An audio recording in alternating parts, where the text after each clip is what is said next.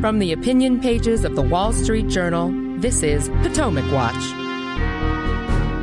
The battle to control the U.S. House of Representatives comes down to its final days, with perhaps a surprising small number of seats apparently in play, and tight races not always where you might expect them. Welcome, I'm Kyle Peterson with the Wall Street Journal. We're joined today by my colleagues, columnists Kim Strassel and Alicia Finley. Yesterday, we did an overview of the Senate. So today, let's take the House, which is admittedly harder to wrangle. Instead of 33 elections in statewide races, it's 435 different districts from sea to shining sea. We obviously can't talk about them all, but we can talk about a few of them. Kim, what is your sense on where the fight for the House and control of the Speaker's gavel stands now that we're only a few days out from Election Day? So as we all know, the Republicans have a very narrow majority right now. 4 seats is all that separates them from being in the minority. There's a couple of things that are baked into the cake out there. Republicans, for instance, are likely to lose a seat in Louisiana and in Alabama too, because of redistricting and in some cases court-ordered redistricting that created very different districts and that make those districts more favorable to Democrats. On the other hand, a Republican redistricting of North Carolina means that they're likely to maybe flip 3 seats there. So that kind of gets you back to a draw. Then you look more widely across the country. The sad thing is that out of 435 seats, probably only about 24 competitive. The rest are pretty much locked in. For the Democrats, they are looking very closely at handfuls of seats in both California and New York, where Republicans did very well in the 2022 midterms, but now are left to defend those seats in districts, a number of which were won by Joe Biden or are very close. So that is the Democrats' big asks and where they're trying to make a dent in the map. Republicans, if you look at where they are trying to pick up some seats, they're spread more around the country. There's the Alaska race where Mary Peltola, a Democrat, won in no small part in 2022 because of ranked choice voting. Republicans have gotten a little bit smarter. They have one main Republican candidate challenging her now. Jared Golden, a Democrat in Maine, who has had many, many tough races, and that one seems to be even closer again. North Carolina won, where Don Davis, the Democrat, he's a freshman, is being given a very aggressive challenge from the Republican. Another one in Washington State, which is in Southwest Washington, where there is a rematch. And that's one of the other interesting things I would just say overall about these races. There are a number of rematches out there. The same people who narrowly lost last time giving it another go in a different environment, and we will see if they are more successful this time around. The figures as they are run by the Cook Political Report, one of these handicapping organizations, is that there are 22 toss-up races in these House elections, 12 of them held by Republicans and 10 held by Democrats. Figures from other organizations may vary slightly. But Alicia, one of the things that I find fascinating about this is that the most of any state in those toss-up races is California, where there are 5 that Cook is ranking as toss-ups, all of them held by Republicans. And you had a recent column a couple weeks ago. The headline was Democrats Make California a Battleground State.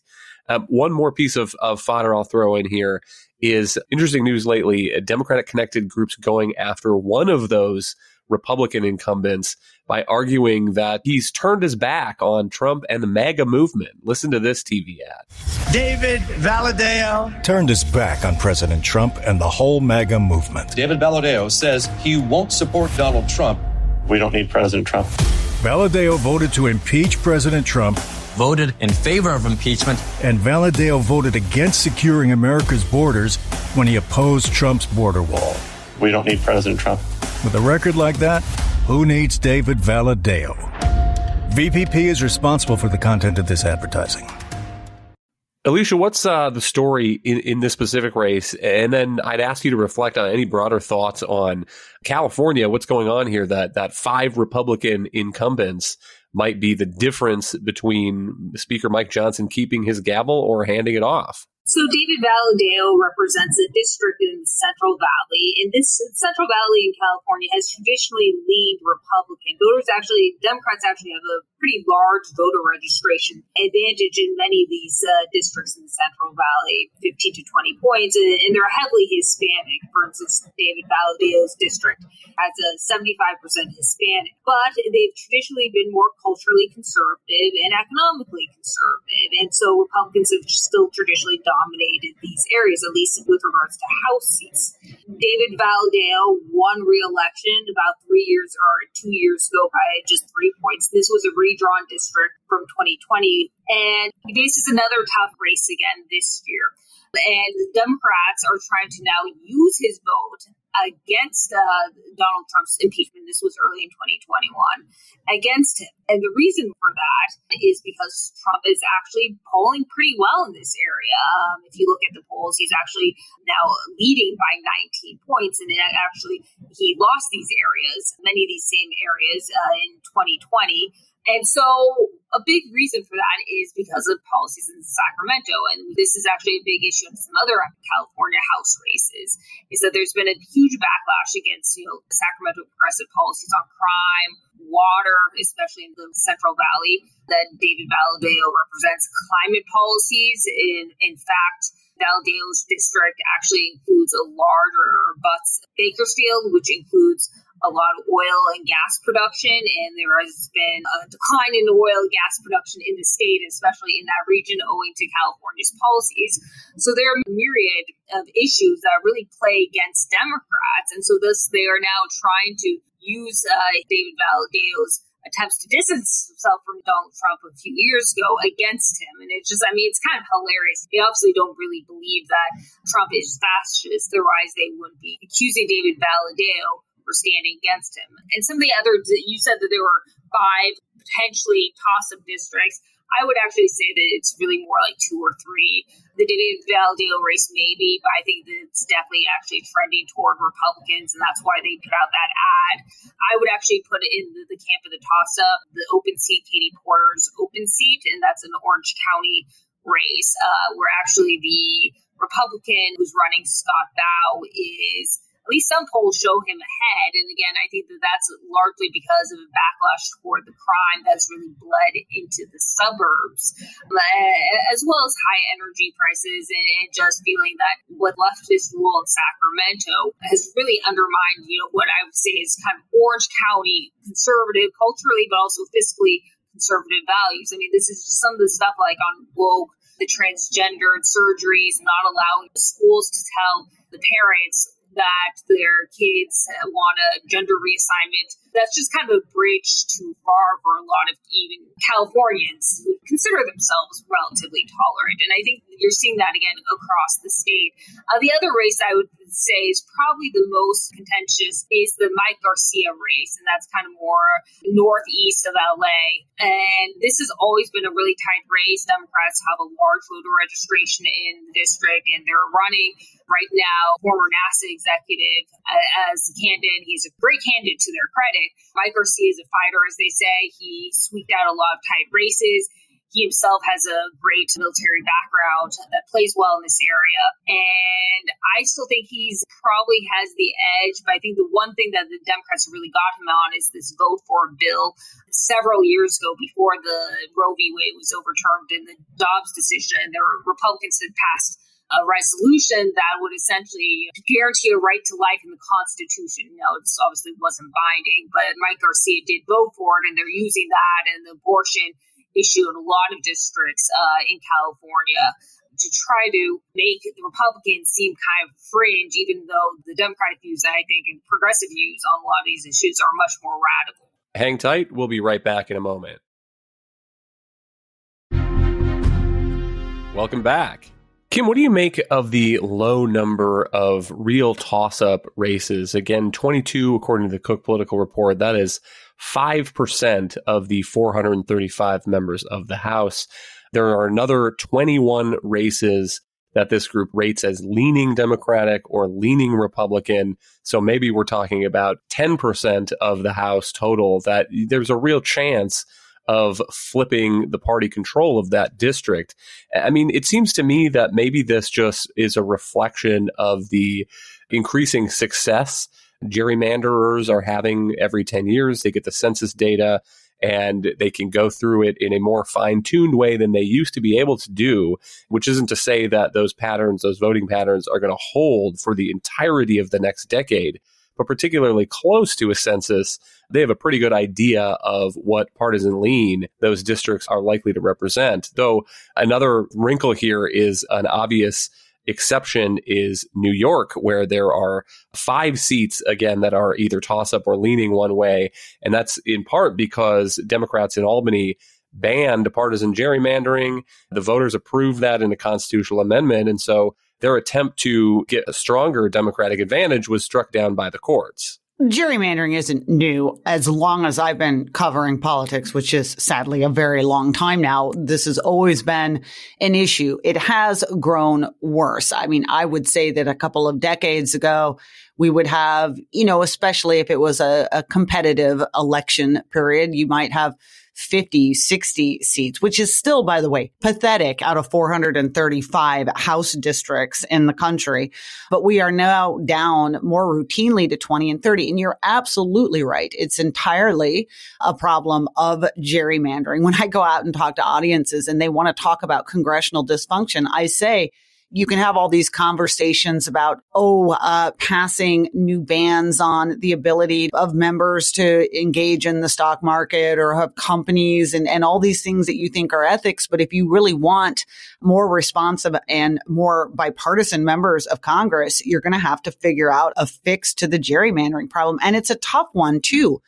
Because, look, it is down constitutionally to state legislatures to do this. And so it's not as if anyone is doing something that's out of their lane.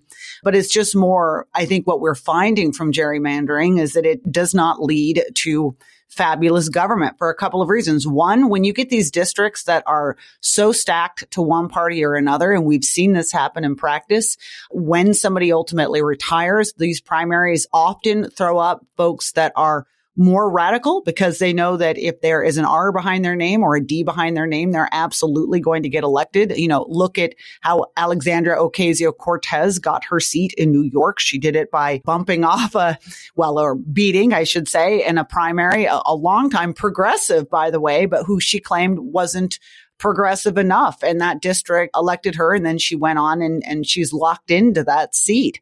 But the other problem is that when you have no fear, and think about this in any job, it would apply. When you have no fear that you're going to lose your job, it's not much of a motivation to work very hard or get anything done because you've got essentially lifetime tenure because of the way your district has been drawn.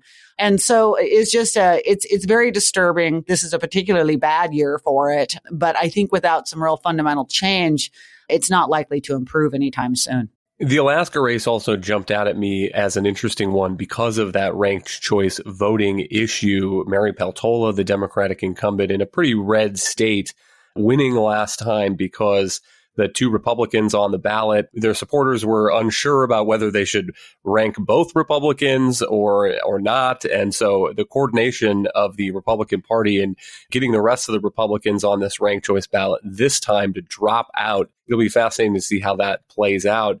Another race I would mention is Nebraska's 2nd. This is the so-called blue dot because Nebraska, unlike most states, allocates some of its electoral college votes by congressional district. This is the district that includes Omaha, and so it is assumed to be blue this year, polls showing Kamala Harris up by 5 or maybe 10 points in that district, but it's held by a Republican congressman, Don Bacon. And one thing that this brings to mind, Alicia, is that moderate centrist members in these districts that vote for the other presidential party have a way of annoying the most hardline partisans on either side in the House. But those are the majority making seats. Those are the districts, the Republicans in the Biden districts or the Democrats in the Trump districts. That's who decides, in many cases, which party is going to control the gavel and control the agenda. Alicia, are there any more on this list that stick out to you? So I would put the Dan Kildee seat as well as the Lisa Slotkins, that's a vacant seat in Michigan, in that category. So the Dan Kildee seat is actually right around the Flint area, more working class, blue collar, and likewise the Lansing seat that is now an open seat because Lisa Slotkins now running for Senate is also open. She was a great candidate for Democrats. And the reason why it's competitive, or both of these I think are competitive for this year, is because of the Biden administration's electric vehicle mandate. And that's not just playing in the Senate race and the presidential race, that's also playing in the House races here, most particularly because Lansing has a GM plant. It's actually supposed to be retrofitted. It's closed and it was supposed to be retrofitted to produce EVs, but GM has actually delayed that announcement. And the Biden administration hilariously gave it $500 million to retrofit this plant, and now it's saying, well, the EV transition isn't occurring as fast as we would like, so we're going to have to delay it a little bit.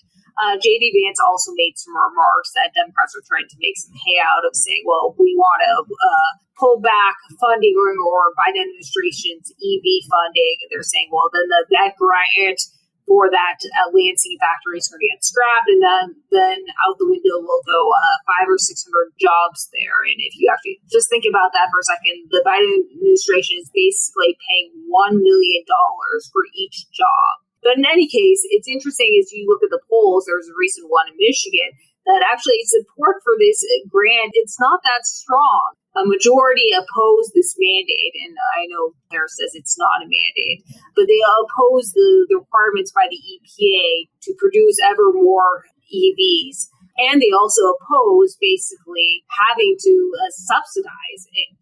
So actually, I think that's especially interesting. And again, in these two races, that issue is playing. And I think if you see Democrats lose in both of the races, I think that's going to be the reason why.